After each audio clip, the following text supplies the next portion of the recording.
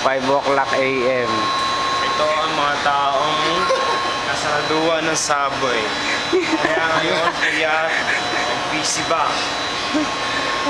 Nakayang natin. First trip to Incheon.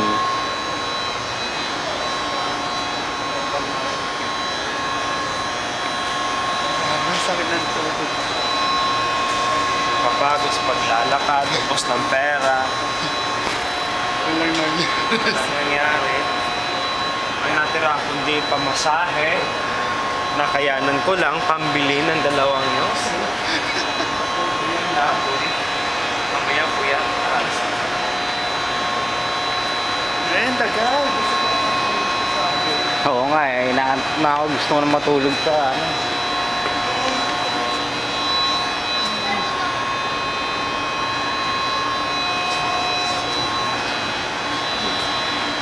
Ay, oh.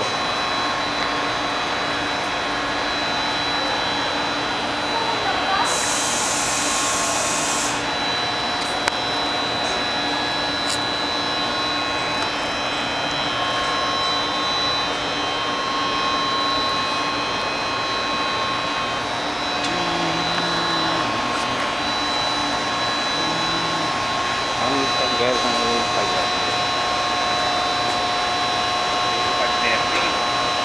Ano ba bukas 5:30? Parang ganyan. Maupo kaya muna tayo. Hindi na ako nakapagpapo.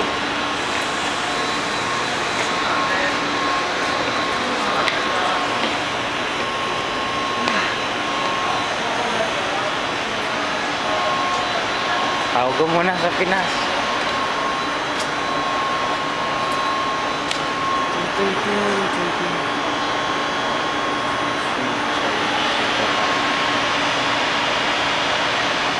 Sarap pala ng subway pag gano'n.